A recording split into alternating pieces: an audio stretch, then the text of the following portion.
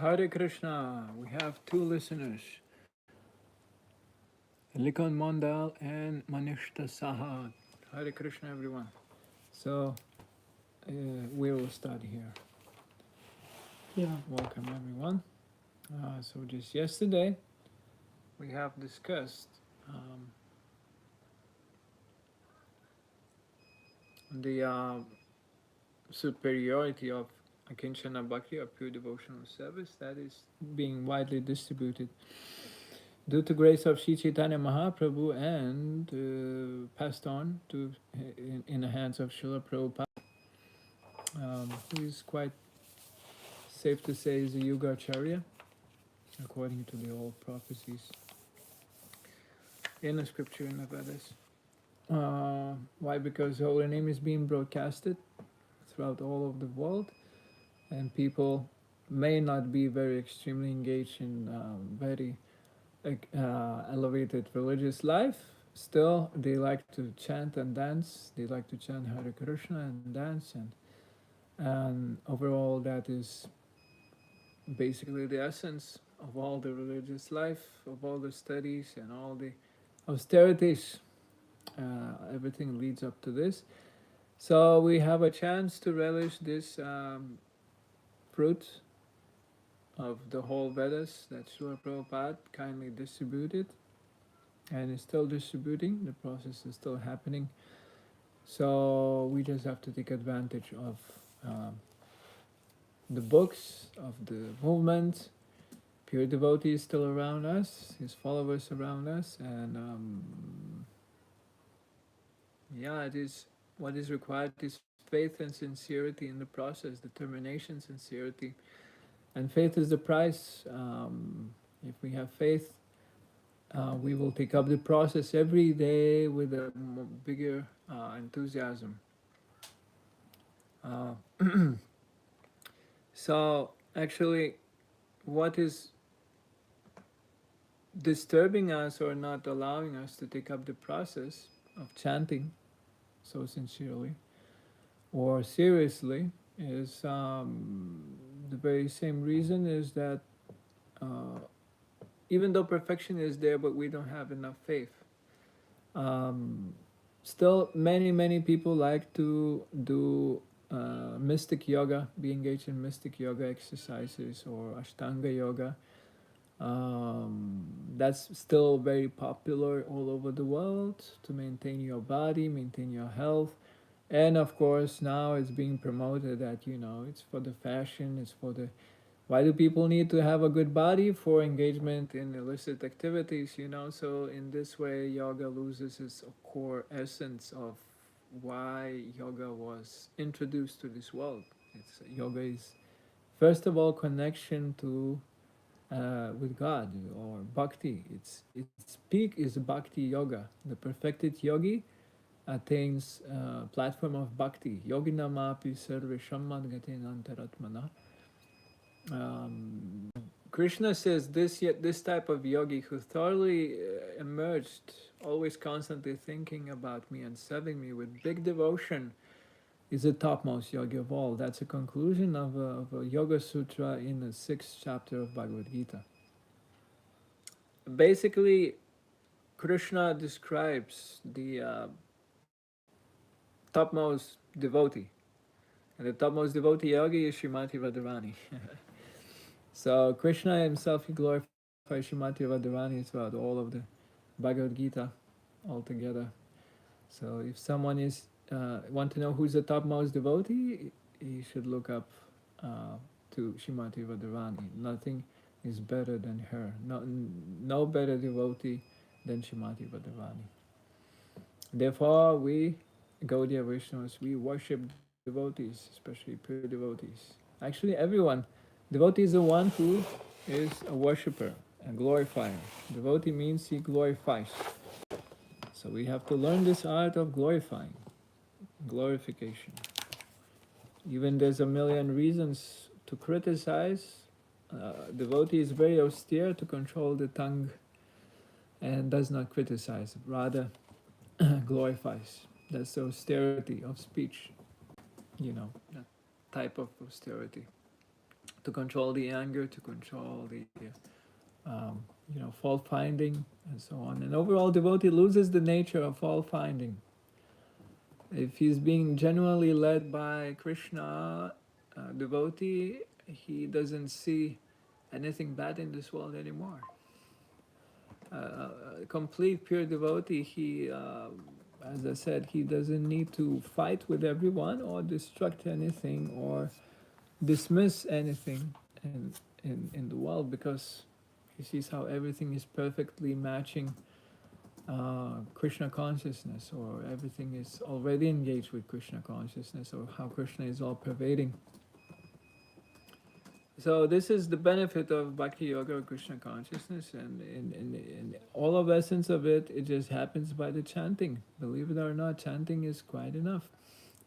You just chant the holy name and you become higher devotee than the one who stands on one leg with raised arms for 10,000 years or something. That is what is required to perfect yourself in Ashtanga process, Ashtanga Yoga process. Therefore, it said it's not a process of this age. It's not a process of this age, it's a process of Satya Yuga. And here we can try to learn to discuss of Dhruva Maharaj, who was actually performing the very same thing in Satya Yuga. This example was very favored by Chaitanya Mahaprabhu to speak for the mundane people, to present Krishna consciousness for the mundane people. That God can be achieved quite quickly by determination and austerity. If you really, you have to be very austere and very sincere, determined, and you can see God in 6 months, just like Dhruva Maharaj. Of course, the Satya age was a little bit different timings, but eventually he was able to have a darshan of Narayana in 6 months. How about this? Just by sincere determination. He was, of course, standing on one leg, doing this raised arms and breathing, stopping the breathing, controlling his diet, starting to eat green leaves, and then he quit the green leaves, and then he started living only on breathing. He used to breathe once in a week and breathe out at the other week, like this, controlling his usage of this world.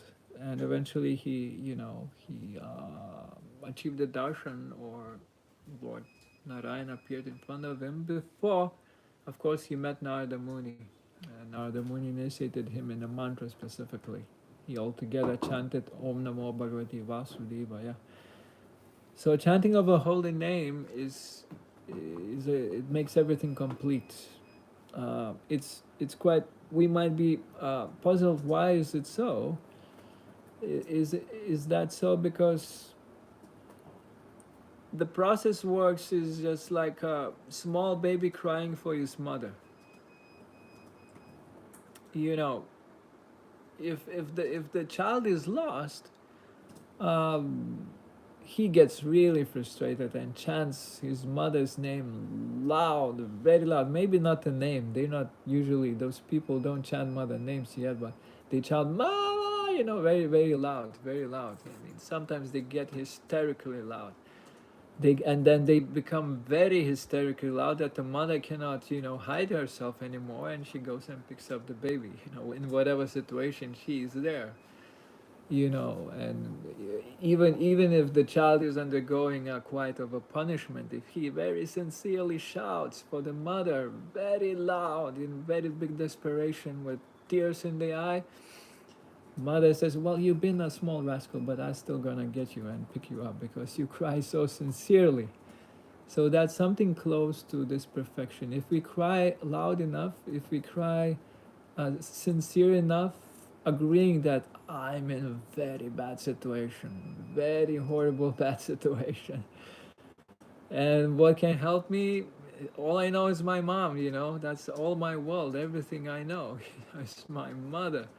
So in this way, Krishna is obliged sometimes, to go and pick up in any situation, from any situation, the devotee, even if he done something wrong or something. Holy name is that powerful, calling out loud.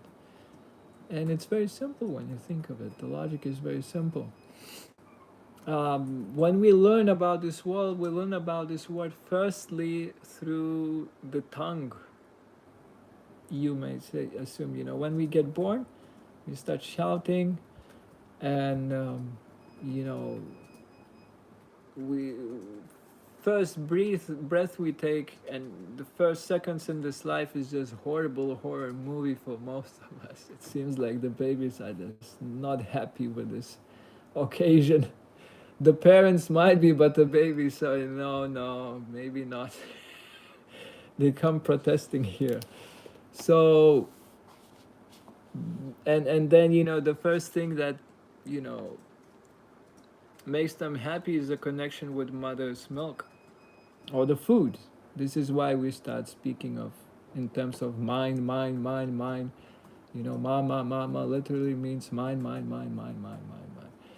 But in the core deep of its sense, it means that mother is actually, nothing else but Krishna itself. This whole world is non different from Krishna in some sense because it's Krishna's energy.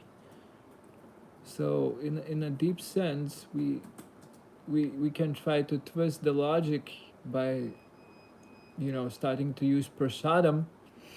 When we use prasadam, we start identifying our usage of this world, that I'm using Krishna's energy. Food becomes, for us, Krishna becomes our food, right? And then in this way, the whole world actually, whole identification with the world starts from um, engaging the tongue, and then the senses are controlled, and the whole world becomes, um, Maya becomes neutralized. Something mine, mine. I understand Krishna is mine, and that's the best type of consciousness. My Krishna, my person, my Krishna. That's the mood of owning the Krishna. Is a mood of a devotee. Devotee is good if devotee tries to own Krishna. So just today I was taking a glimpse in Chaitanya Mangal by Lochandas Thakur, just studying more of Lord Gauranga's appearance, and for my surprise, the amazing pastime of the way that Narada Muni went to see Krishna in Dwaraka while he was speaking with Queen Rukmini. This is where we ended last time, so I'm picking up from the very same point where Krishna enjoys the chastisement of his queens rather than, glorification of big, big demigods. So his association with Rukmini, in that association, he understood that Krishna will have to show the mercy of taking the Gauranga form, the beautiful golden tinged, effulgent form that will distribute mercy and will be the most merciful incarnation that history ever seen. And after that scene took part, Narada Muni was traveling by also, and he came somehow in a scene, by witnessing the coming up events of Kali Yuga. Also, he was pale, described. He was shocked of what's awaiting the world. So they greeted him nicely, everything, and yeah, Krishna revealed to Narada Muni what's going to happen. And next, where Narada Muni went, he went to see Shiva, Lord Shiva and Parvati, with Mahaprasadam of Krishna. He received the Mahaprasadam, he had it, so he thought, I will distribute it. And he went to Lord Shiva to give. And Lord Shiva was, of course, in his ecstasy, meditating and dancing. And when he showed up, he gave Narada Muni gifted him Mahaprasadam, and Lord Shiva went even more in ecstasy. He went really, became crazy, maddened, as it described. And he went so mad that Parvati, she became very curious. What have happened to my husband? What are you on? It's she became really,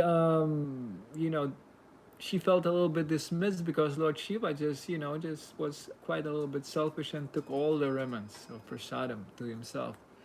So she said, and how about me? You don't think about me. Why you have not left any Mahaprasadam for me? And and then she made a vow. She said, Yeah, Lord Shiva replied very quite roughly. He said, you don't deserve Mahaprasadam of Vishnu. As if she would be, Shakta or something. You're glorifying me, not Vishnu. That type of, you're worshipping me, not. But he said, no, I'm not. I'm actually known as Vaishnavi. One of my names is Vaishnavi. And I'm a topmost worshipper of Vishnu. And she said, right from now on, I'm taking up the vow, you know, that when in Kali Yuga, I will distribute Mahaprasadam of Vishnu freely for everyone. Whole world will be flooded with Mahaprasadam of Vishnu. And he said, everyone will get it, even dogs and jackals and wild beasts. She said, I will make sure that everyone will achieve the mercy of Krishna in the form of prasadam. And she made this vow, and immediately Lord Vishnu, it said, appeared in front of her by taking up such vow. And he blessed her, And so the reason is actually why in Kali Yuga, there's a Prabhupada, he made a statement that every temple should have the law that no one gets hungry in a 10-kilometer radius from a temple of Krishna, of our temples. And Mahaprasadam is being spread out all over the world in a huge scale, and holy name is being broadcasted, and and everyone has a chance of experiencing bliss, transcendental bliss, uh, of actually witnessing the purity of consciousness, the purity of the senses. When we get in touch with prasadam, we get uplifted to the consciousness of Krishna, actually. If Krishna have touched it personally with his mouth, that means that substance doesn't differ from Krishna himself. So by tasting Krishna prasadam, we immediately get in contact with Krishna. So this is where we transfer consciousness from mind to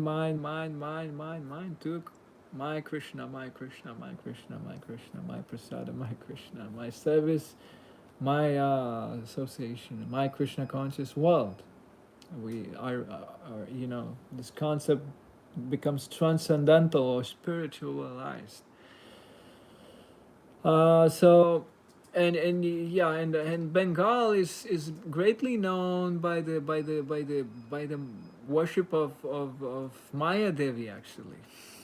It's very famous for that. Mayapur, Bengal, and Mayapur is a place for ancient worship of Shaktas. Shaktas used to worship Kalima, and used to worship Maya Devi herself, Uh, and actually described that when the Muslims invaded Bengal, there was already, before they came, the mass slaughtering of animals was present. Place was famous for mass, slaughtering of animals.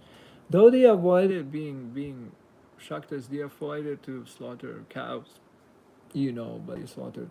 This was mass place of slaughterhouse. Still, it was done according to scripture. They used to offer it to Kali Ma. So, in some sense, it's legitimate. The Shastra allows once in a month, you can, particular type of animal, you can offer with a vow, with the mantra that next life I will take position where you can equal things up by killing me, the pujari or the priest. He chants this type of mantra. So it's quite of a, it's on your own. You want to do it, it's on your own, Krishna says. You want to, live like that, you're on your own. You take up the responsibility of such actions. But then the Muslims came in Bengal, Mughals, and they thought, well, and they start slaughtering even on a higher rates. It was known as, the word was mass, massive, mass, huge amount of that. And they also did with the ox, with the cows, and we might not want to put our minds on that, but they didn't offer that anything to the goddess Kali, or they didn't follow the scripture Vedas. So therefore, it was found as a very bad, very atheistic, bad thing. It was disastrous in that sense, you know,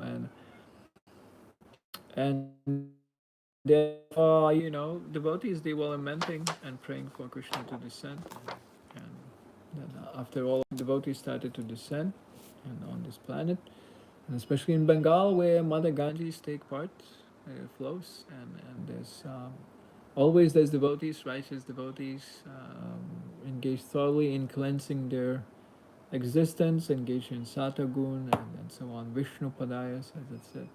They reside by the banks of the Mother Ganges, flowing from the feet of Lord Vishnu, from the feet of Lord Vaman, who, you know, who tricked Bali Maharaj and made him a devotee, big devotee of Lord Vishnu. So there you go. This is some type of passage that I myself find it really fascinating. How the prophecy is taking part in Kali Yuga. That it's we know that it's in India very prominent prasadam, but you will be surprised to find prasadam somewhere in for example Scandinavian northern countries in Stockholm, Sweden, Norway, Finland, Greenland. I'm not sure, but Canada, you know, Hawaii, and then you know Mexico, South America, Africa, you know, all over the world, all over the world. So scriptures they don't lie, and Vasudev, he's not just an ordinary poet, you know. He's empowered Shakti Vaishavatar or Krishna himself that have written everything as it's been passed on to him by his spiritual master Narada Muni, who is uh, who is with Krishna all the time. So, and in speaking of Vedic literature, which is again the very big wealth that we're receiving, all the other scriptures we find it, you know, Srila Prabhupada, we accept them because they speak that about God. Everything that God is mentioned is good. Especially if there's love there, and Prabhupada consider, for example, you know, that someone who is claiming that God is the Father, the Supreme Father, that is quite good understanding. That means he's a person. Father means he's a person. Um, Therefore, it's quite, you know, love has to be involved there. Love will be there. And though the scripture sometimes is mentioned, it has some faults because of some different ideas or written by imperfect personalities sometimes. Um, uh, Srila Prabhupada used to mention that religion cannot be manufactured. Uh, Religion is has to be taken as it's known by the great devotees, the knowers of religious principles. That is, you know, great Mahajanas, big Mahajanas. That means Lord Shiva, Yamaraj, Bali, Hanuman, all of these, you know, 12 Mahajanas. They know perfectly the religious principles, and that is actually not quite of an institution, but more of a dharma, of to become Krishna conscious or God conscious person, and to be thoroughly engaged in glorification, hearing and chanting. Of course, there's variegated types of service. You know, like Ambarish Maharaj, he was totally engaged in all of them, and no Maya could touch him. So best is to engage as much possible uh, ways, engage all of our senses in devotional service for Krishna. In this way, we can become fully protected from influence of Maya. Uh, Again, if we control the tongue, we control the mind, and if we control the mind, all the senses are being nicely controlled. The mind is Krishna, it said. The mind is Krishna, and he's the king of the senses. So the mind, you can see, you can ask why there's people who are disturbed. You know, we find that some people are pious. We spoke yesterday, and some people that are demonic. We call them demons, though they actually disturbed. They just disturb people. They thoroughly disturbed because of, their karma, bad luck, and so on. But the actions done purposely or unpurposely, and so on, and so on, and so on. So the Vaishnava is the one who sees that, if they engage their mind in thinking of Krishna, or they learn to live in Krishna consciousness thoroughly, their mind becomes pleased, their senses become pleased, their senses cool down from the raining, like just like a raining cloud that distinguishes the burning of the forest. So the senses become pacified, in touch with Krishna. And association with Krishna is every time when we do some service, practical service for the start. We use our hands, which is the, or the ears or the mind and the tongue, by eating and by walking to temple and so on. And in this way, actually, we get in touch with Krishna himself immediately. The connection happens with Krishna, and association with Krishna. It doesn't matter what sense you engage. It's bringing you to transcendence. It's affecting all of your consciousness. And in this way, devotee has no problem to deal with the senses at all. He doesn't have to undergo severe penances to control the senses, because all he does, all he uses, eats and thinks of and so on is Krishna. It's all about Krishna. It's that easy. You don't need to artificially sit down somewhere in the mountain and do the pranayam breathing exercise or something. No, you just chant and dance and feast and be happy. You know.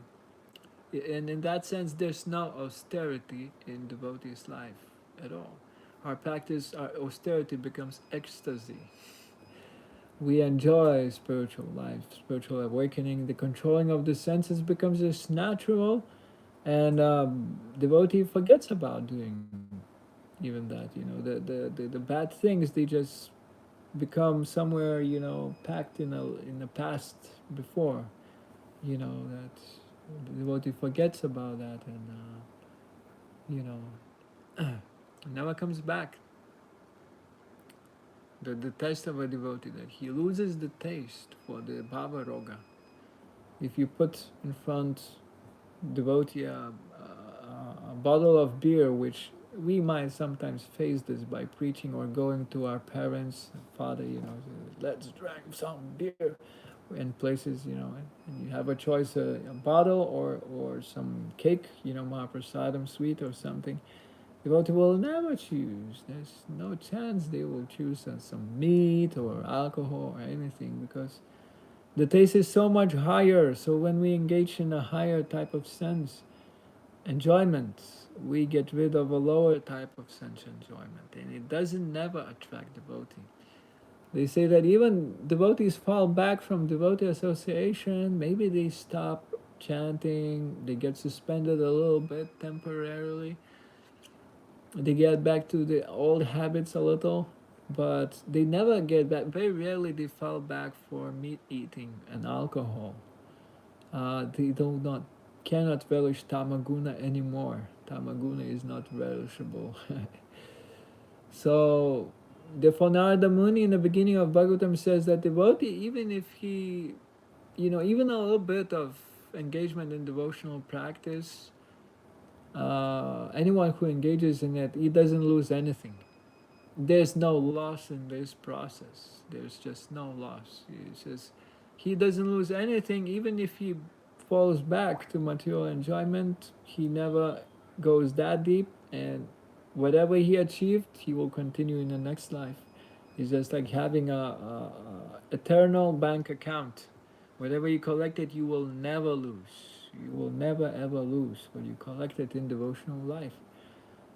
It can only be, the checkout can be a little bit suspended due to offenses we make. It's like a wild elephant who goes mad in a garden or something. So there's experts who, they tame the elephant. So what they do, they fence him. They put him under fences or in a cage. The elephant goes in a cave, in a cage more precisely, and therefore he cannot escape. So he gets suspended a little bit for a while for not making a bigger damage. And learn a little lesson. So, but the time passes and we become a little, purified, and that bank account is being reopened, and we again can rejoin the devotee association and relish Krishna consciousness altogether. Because devotees are very dear to Lord Krishna. It's said that they are more dearer to him than he himself is. You know, so therefore Krishna makes special arrangements to save the devotees from someone who seemingly might sometimes become mad on other devotee and so on. So Krishna solves things like that. Uh, so the next thing is, what I want to speak of. There's no questions. Uh,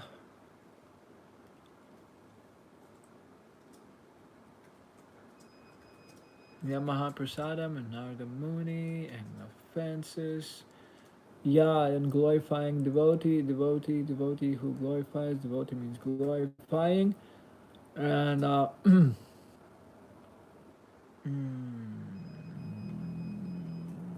course, in the new world society now, in today's society, something close to that is being established.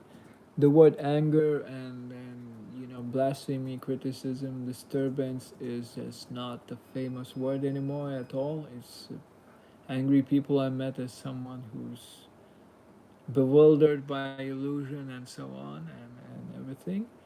Um, that's type of a good feature we find positivism. Still, uh, complete positivism is not the perfection. Those good devotees always positive. But Srila Prabhupada taught to us how some qualities that Vaishnavas express, they are also transcendental, just like anger or sometimes being proud. Even Prabhupada explained this transcendental pride. We all very proud of our material assets, of our material ego, of the suit we own, the body, but we have no God.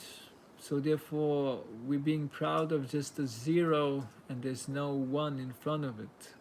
We're proud with many, many zeros, but that's nothing. The body will be just gone, smokes and ashes, and nothing. So, what Srila Prabhupada said, the devotee can be proud by his connection with Krishna or his, um, the proper proud usage of pride is that devotee is confident of his association with Krishna or his relationship with Krishna. Relationship with Krishna. By this, he shows that material engagement in material sense gratification and being proud of it is just nothing. For a devotee is nothing. Anytime he can stand up and walk away from such arrangements. Once Srila Prabhupada was asked in an interview that there was a challenge. A correspondent, the interviewer, he challenged Srila Prabhupada. He said, Srila Prabhupada, you have renounced all the joys in life. When all the devotees, they give up the most exciting things for materialists. The most exciting, sex life, alcohol, parties, smoking, drinking, gambling and meat eating, hamburgers, hot dogs, whatever. Just he just gives them all up, and that's the main principles of happiness, enthusiasm of material life. That's the main enthusiasm. So, uh, he challenged Srila Prabhupada. You gave up all of this and you practice this austere lifestyle. He said, what will you do that at the end of life you will find out that there's no Krishna, and you neglected the joy of life for no reason. And Srila Prabhupada didn't get disturbed at all. He said, actually, we don't lose anything, he said we enjoy better than materialists, than all of you. Our movement provides all, topmost enjoyment in sattva gun, in higher quality only. We enjoy in a higher quality. We enjoy good music, kirtan, live music, kirtan. Everything is personal, everything is sensitive, everything is attentive, and we discuss elevated topics. And people do not swear in our, movement, in our association. People don't speak ill. If someone criticizes or speaks bad, it's considered he's something, we have to help him and so on. So these type of qualities, actually everyone is longing to be in such association or to have this type of qualities. And devotee association, it establishes this association, and it's better than heavenly enjoyment. Having a devotee sangha, or sadhu sangha, and discuss the pure worship of Lord Krishna, in a very advanced, elevated, quite a way, is pleasing to the senses more than any materialistic enjoyment. So Srila Prabhupada said, even we found out that there's no God. We don't lose anything. Rather, we enjoy better than all of you. So the corresponder, he got blown a little, and then Srila Prabhupada finished him by saying, but what will you do? You know, when you spend your life for the pig-like enjoyment, sorry to say, and at the end you found out that actually there is God, and you spend your life uselessly. You spend your life uselessly by, ignoring God, ignoring the main source of all pleasure. So that this type of logic is just cutting through all the illusion, by Srila Prabhupada. And sometimes we have to just evaluate what we have here on this plane. Even some devotees, they don't want to go anywhere. They say back to Godhead can't wait, Goloka Vrindavan can wait. Let's preach now, let's have fun while we're being here. Let's make people chant, let's make people dance, let's make them happy. Yeah. And I think we have a question here by Manishta Saha. As you came from Europe, I believe, how you feel India, and as Indian, how can we give more importance to Krishna Bhakti? Very good question. I was considering this previously. Yeah, it's in my hometown temple. I used to meet. I got a friended one Indian devotee from South India. He didn't belong to ISKCON formally, but he used to come every evening to the temple for Gaurarati, and very humbly seeking association with devotees. And so once I spoke with him, his parents are some managed for Tirupati temple management, some big people. So and he said my parents gave me an instruction. In India, it's very very important. If mother gives you instruction, it's like instruction of a guru. They have to do it. They cannot go otherwise. This is why India is very amazing in this sense, that everyone still listens to their mothers. Western world, no, they put in jail their mothers and parents if they demand something. So his mother said to him that um, you must associate only with Brahman devotees, because the Brahminical family, Brahman family, you go and associate with Brahman family, sons of Brahmins. So in India, he tried to do so, but he said, he revealed to me, he said, it's too disappointing. Most of those boys, they drink alcohol, smoke cigarette, they watch TV, they do all illicit activity, and many of them, they even eat meat and are atheists. They don't believe in God at all, he said. Though they're born and considered Brahmanas, they express their atheistic views sometimes. So he said, I was really frustrated. So therefore, he said, I go and spend time in ISKCON temples. Why? Because he said, I see that people here are very sincere. You know, they very sincerely give up meat eating. They very sincere follow four regulations, and they chant the mantra, and they happy, effulgent, and and engage in service and spreading Krishna consciousness. So um, so yeah, this is the, by this type of association and giving um type of a, I wouldn't demand respect, but still we have to, we have to check what is sincere and what is not. And sometimes Srila Prabhupada explains in the fourth canto that being a very pious devotee engaged thoroughly in yagya sacrifices or showing off your religiosity is not always the assurance that you will achieve success. And he gave example of Daksha. Daksha was a big religious man. Very big religious man. Very pious, very religious man, and engaged in thoroughly in arranging sacrifices and arranging yagyas and inviting many famous people. Nada Muni, Shiva, and and all these Brahma and Indra. Everyone used to show up in his arrangement. Well, eventually, Prabhupada said sometimes a person dipped roughly in ignorance or considered a demon, the disturbed one, can achieve a higher type of mercy than so-called religious man.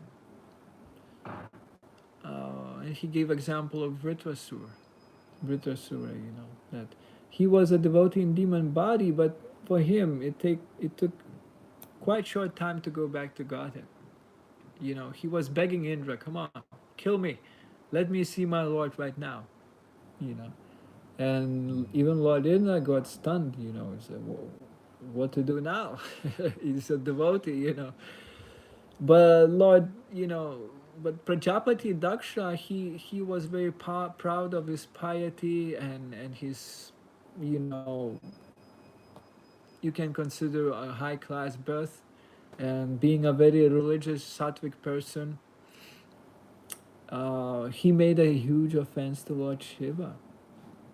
He attacked Lord Shiva, and because of that, everything became really inauspicious. Many people died in that assembly, or got attacked and so on. It caused a huge consequences. One offense to pure devotee. So this false pride of being a very religious man, very big religious leader or so on, is usually sometimes shows up and as an obstacle by offending other devotees. So an offense to a devotee is the biggest problem in devotional life. It's this biggest obstacle. Uh, so again, getting back to your question, I'll try to speak more of it. That yeah, it's when the mention of Krishna Bhakti means simple. Srila Prabhupada used to emphasize a lot of simplicity. Um, is perfection. Simplicity, and simple means having faith in chanting and dancing. Isn't that simplicity? If you have faith for such a simple process, that's perfection.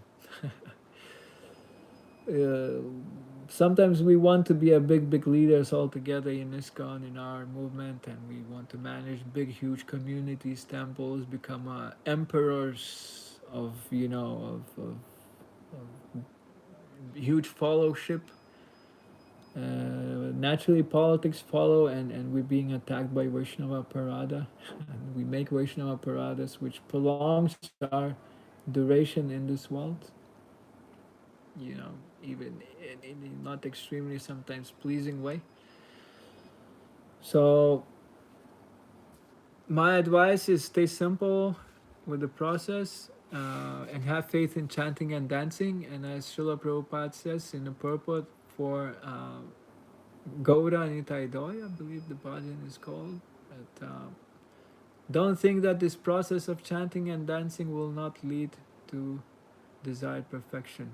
It will lead. It is that pleasing to Lord Krishna. And Chaitanya Bhagavat is described that there's nothing higher um, than the devotee who chants the holy name all the time. The whole Vedas, Vedic scripture cannot glorify enough the one who taken up chanting of a holy name. The Vedic literature is not capable to glorify such devotees. So it requires to have a simple heart to be engaged in chanting process. The example of it is this: we cannot conceive that perfection can be that simple. We think, no. I have to do heavy austerity to become perfect. We have to stand for 1,000 years on one leg. I have to do huge sacrifice to attract the blessings of demigods and all the seniors, and I have to become, I have to do something. The perfection is not easy available. No. But Krishna says, chant my holy name. If you stay with that, you can go back to Godhead. Easily, simple. All perfection is there. So the problem is we have no faith in this again. So in India, I mean, everyone has faith in the holy name. Don't get me wrong. It's a place of holy name devotees more than everywhere else, and they understand more of what it's like to chant, what is Harinam, Sankirtan, and Sankirtan devotees are always favored by Indian devotees everywhere we go in the world. They understand that Harinam Sankirtan gives auspiciousness to the whole world, it brings prosperity, and it's very beneficial. Uh, so, as if in my case, I just like to see more Sankirtan devotees being happy and chanting in the streets. uh, yeah, so Hare Krishna.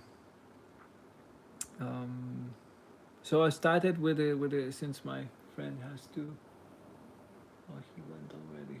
Maybe we can continue. If there's any more questions, please feel free to uh,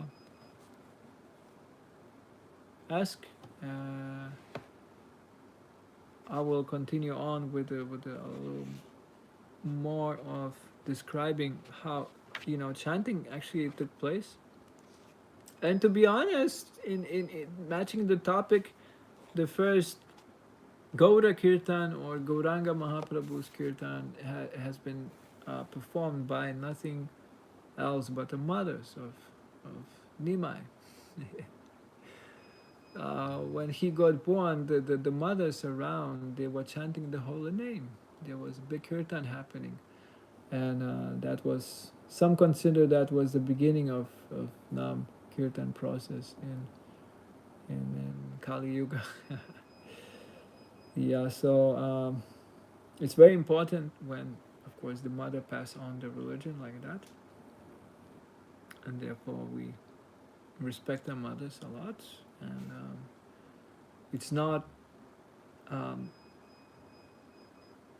it's not something to give up actually, but to become more mature in understanding and the vision. And Krishna consciousness heals us in such a way. Actually, we're able to evaluate these things, even though we not never ever been as Westerners taught of importance of this.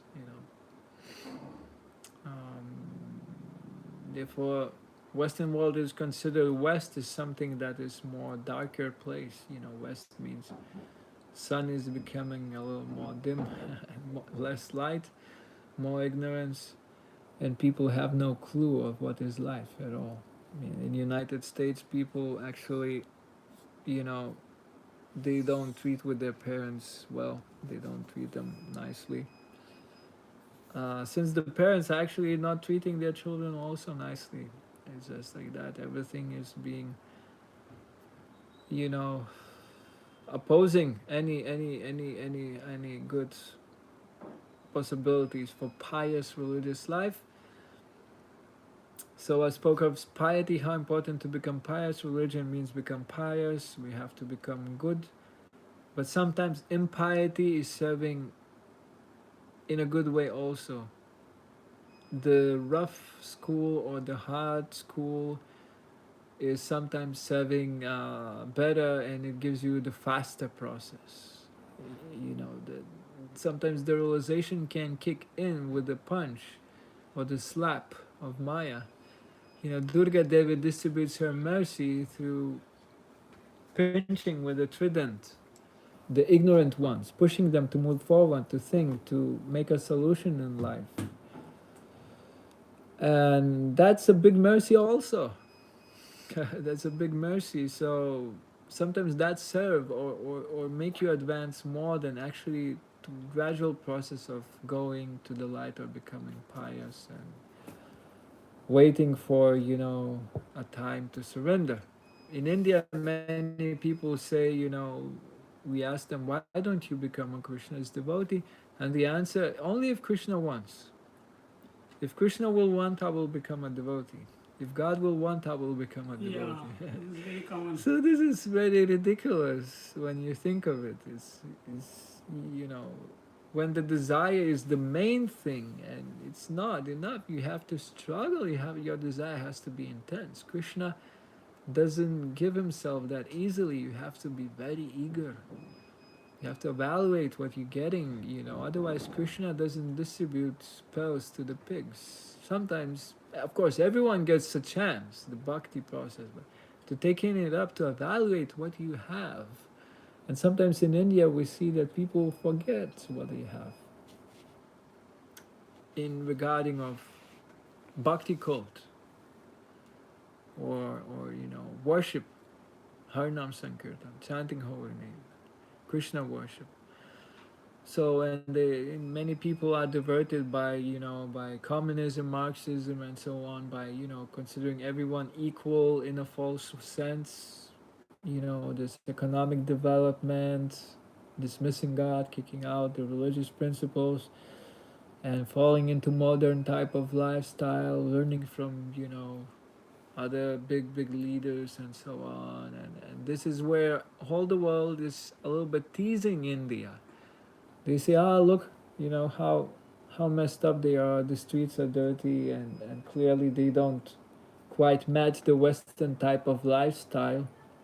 Majority of Indians, they don't quite fit for that. You can see that they don't know how to live such lifestyle, you know, and they walk with T-shirts written, you know, powerful and proud, you know, when these words never fitting the Indian type of nature people, which are by nature very humble and meek and sincere and Yeah, honest, you know, and this not befitting for they used to and they have to live by different type of arrangement setting, you know, and use their nature in a different type of for the different type of civilization, you know, because the again what I discussed previously that birth in Bharatvarsha is so glorious. It's very glorious. Why? Because Krishna's feet touch the Bharatvarsha.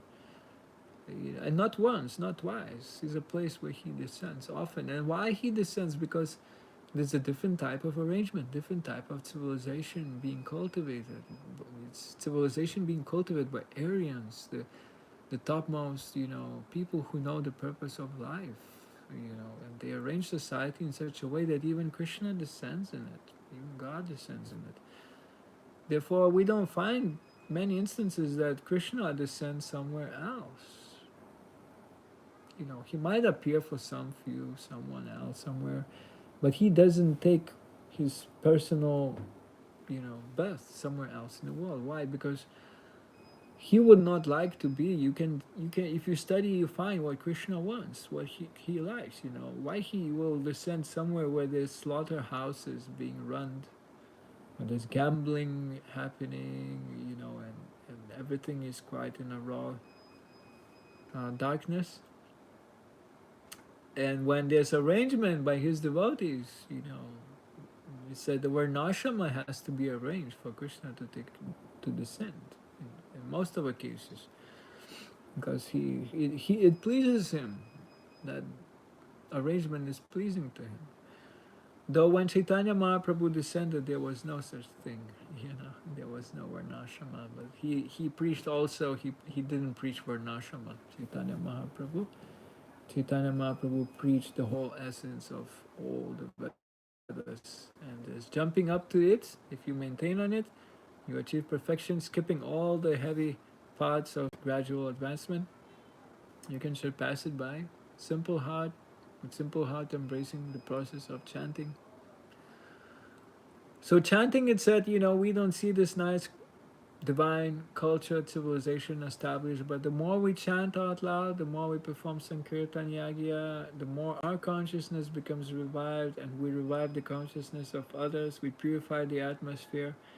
The more devotees is this, appear on this world, the more we will naturally understand that it's needed. We have to be engaged according to our constitution, and naturally everything will be re-established, the divine culture in this world, that you know everyone will have to be engaged by their nature to become happy. No one will ever will be happy with artificial engagement. Now everyone is in the IT world. There's one caste, IT caste. If you ask most of the Indians, out of 100, more than 50 will answer, I'm studying IT. IT means sitting by computer, pressing buttons, 6 hours, more than that a day, sometimes sleepless nights, and engaged in complete illusory activity, complete illusion. And those people, they don't look happy, they, their health is poor, and of course they get money, a lot of money, big money is there, but the life is being, a little bit of stolen in that sense. They can go higher, of course, and engage others there, but the process is to make others happy. Devotee, if we want to be a devotee, we have to reject our envy. Devotee is an enemy of envy. Devotee is the one who wants to see others happy. If he becomes leader, he wants to engage them in a happy process of happy engagement in devotional life. Uh, and the only thing that can destroy the envy in the society in general is Harinam Sankirtan. When we walk the streets, we see sometimes people, they become envious less. They lose their envy and start smiling and being happy and dancing sometimes. And for a moment, we ourselves forget our own envy and become quite satisfied. So this is how Krishna is working. He in a picture where Krishna is involved, equality exists. Society cannot um, become equalized without God in a picture.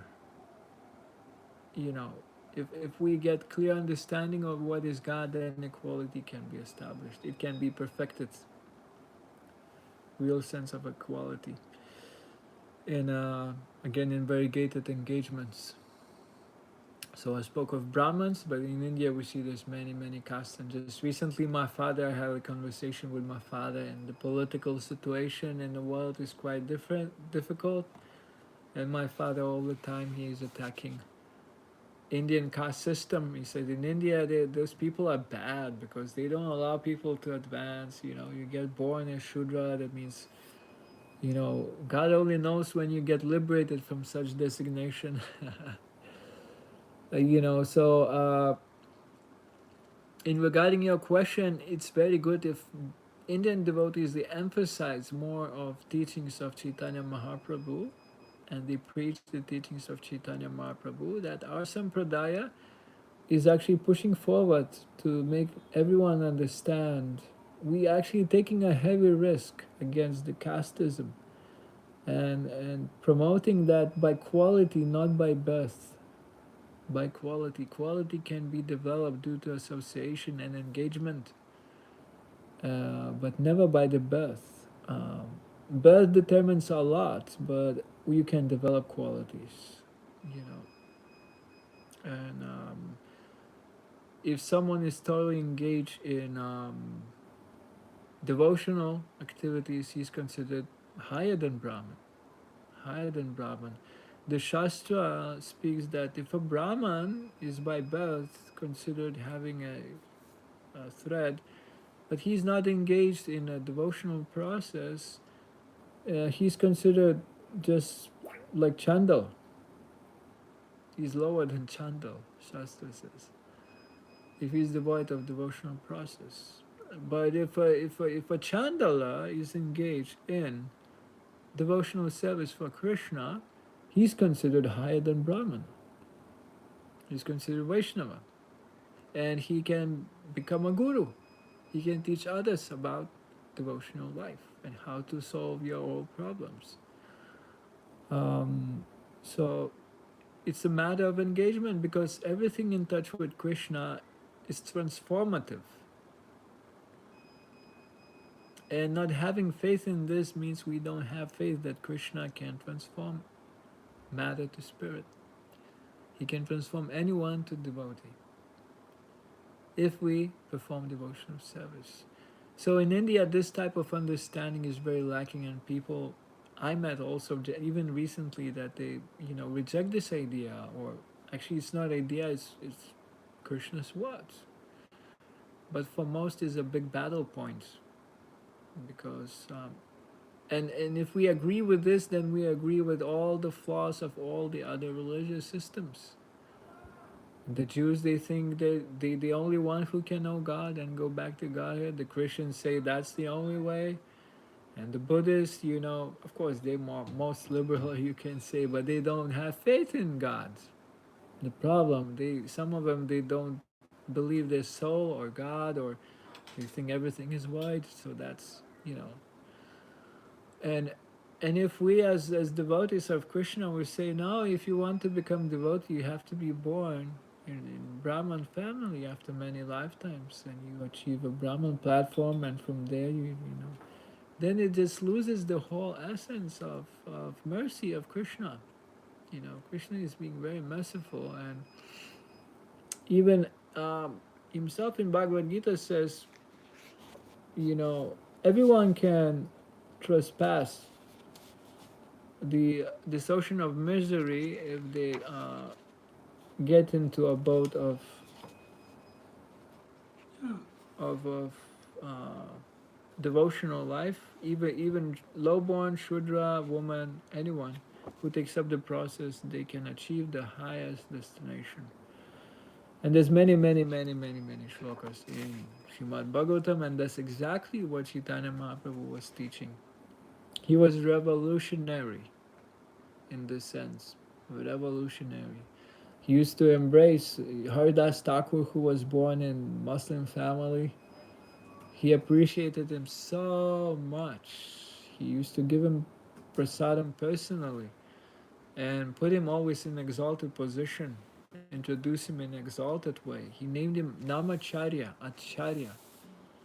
And himself, Haridas Thakur, was so humble. He didn't used to enter the temples, not because he didn't like or he was protesting, but he knew that he will be misunderstood.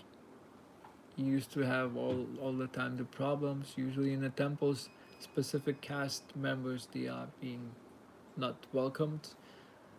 So this year in India, first time in my life I faced this rejection.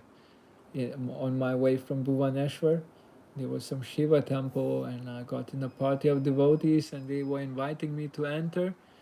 But at the entry point, security just said no. You cannot enter. And I got, blown out. It was like first time experiencing this, and to my painful situation, people around start laughing, you know. The Indian people start pointing fingers and laughing from me. And that was quite a, quite heavy experience, So I sat down by the temple and chanted and thought what was happening, and I understood, this is not proper understanding at all. It's fur disease. It was a make whole world problems all the time. Skin disease. It's, we're not these bodies. There's nothing spiritual if we think we're these bodies and we designate ourselves with the body. The spiritual maturity is missing, and that is something quite abominable. That's the level of Shudra, to think that you are the body. That's Shudra, you know. And what you can say. So in Indian society, in Hindu society, we expect that people would, be um, advised by devotees, or this Bhagavad culture would be promoted, that holy name is the ultimate Chintamani purifier stone. Everything gets in touch with Chintamani stone, turns into Chintamani himself. It becomes perfect, it transforms completely. So that was been shown again by Chaitanya Mahaprabhu. He embraced Ramananda Rai. He belonged to Kayasta line, family. That's also Shudra, and he just embraced him in front of other big people, He didn't bother to do so. Why? Because he was completely pure devotee, Ramananda Rai. He was completely pure devotee. And then one of the favorite verses of Chaitanya Mahaprabhu, he mentions this verse three times in Chaitanya Charitamrita. It's quoted at least three times. It's Yanamadiya Shavananu Kirtanat Yet Smarnat Yet Pravanata Pikvachi Swadopi Sat Savanaya Kolputi Kutapanasti Bhagavanu Darshanat. Even once heard, chanted, holy name or pastimes of Krishna makes one eligible to become Brahman and perform Vedic sacrifice. So, what to speak of those who see God directly face to face? This is Kapila Dev teaching to Mother Devahuti in third canto. So, Lord Chaitanya Mahaprabhu emphasized this so much. We find in Chaitanya Charitamrita quality and sincerity in taking it up, the holy name, chanting of the holy name. Just like a water drop in a desert. We all are suffocating um, in this big desert of materialistic lifestyle and engagement, and this holy name and prasadam and devotee association are just drops. Sometimes raining clouds, sometimes it pours heavily on us. So our sincerity, if we taking it up, if we embrace it, if we have faith for it, and we and keep it up with ourselves, that sincerity, approves us for achieving the mercy of Krishna. You know, it's not the social order that devotee is longing to belong to. He's longing to know God, to solve the problems in life by understanding Krishna, understanding his own entanglement in this world, and enjoying the engagement in devotional service of glorifying the Lord. Hare Krishna. So this is the mercy, the grace, the divine grace that Srila Prabhupada distributing, the grace of Krishna, of Chaitanya Mahaprabhu, of himself, taking it up and fighting with our Maya, with our illusion, kicking it out, introducing the scriptures. And one last sweet before the end, uh, that before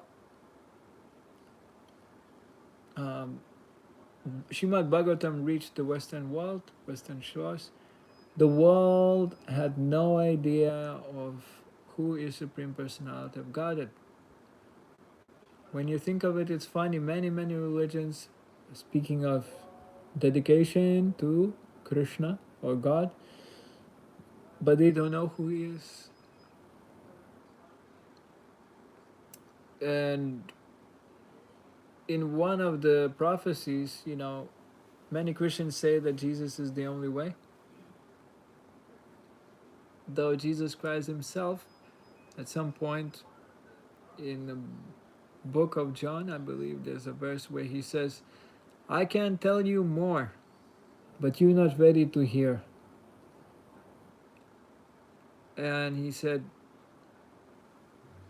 there's so much more to know about the Father, but your necks will break if I tell you. You won't be able to digest. So therefore, I will send you in the future. Later after me, there will be another prophet who will speak in authority of Scripture. He will speak that something is very accurate to Scripture, very authoritative language. And he will be very truthful. He will have truthful spirit. And he will give you more knowledge about Father. He will reveal uh, many details about the Father. That's what he taught to the future generations. So many of them, they thought that's Muhammad in Quran, and who founded Quran. But Muhammad, he used the same words before the Padre. He said, if I will tell you more, there's something more to say. Allah is telling me more. But that part I don't use in communicating with you. For you, I use different part of knowledge about religion. If I tell you that part, he said your necks will break. Why? Because the meat eaters, the mlechas, the cow slaughterers, they just cannot, you know, understand God. They cannot. They cannot enter into close association with Krishna. That is being taught by Krishna in Bhagavad Gita and so on. That I don't reveal myself to the ignorant, and so on. And that was the reason why big prophets, they did not reveal confidential knowledge about God, because they would commit offenses and their necks would break. That means probably some Sudarshan chakra will take part in the action. So obviously that Srila Prabhupada, there's no other prophet that brought that much understanding and knowledge about God, Supreme Personality of Godhead. By that knowledge, everyone can know every small part, detail of Supreme Personality of Godhead. Where He is, how to approach Him, how He looks like, how His toes are looking, how His feet is looking, how His toenails are shining, how they are decorated, what type of bumblebees are spinning around the feet, and this, what type of garlands He's wearing, what type of garments, what color of the garments, all the little features, every part of it described there in the scripture that Prabhupada brought to the whole Western world, Western society.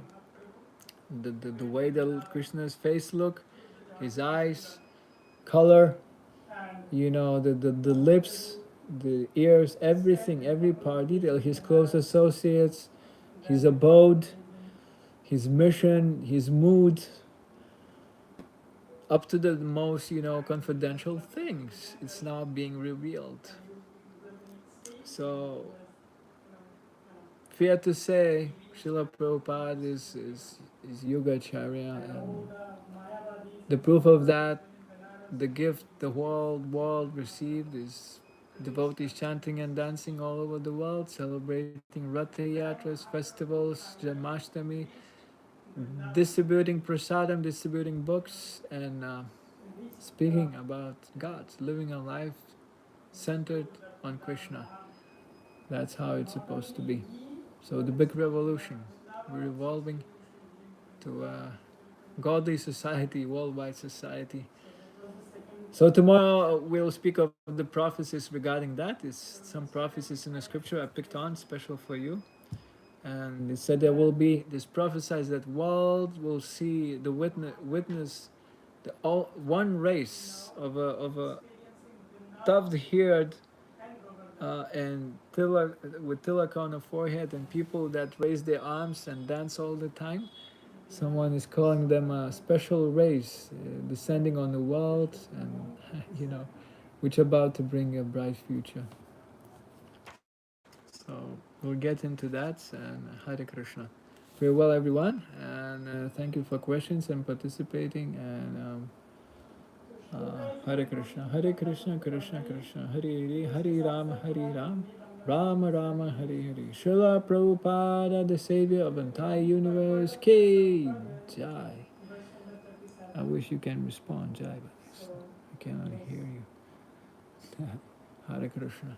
Rashika Prabhu, how to turn this off? End stream, huh? It is done, huh? Yeah.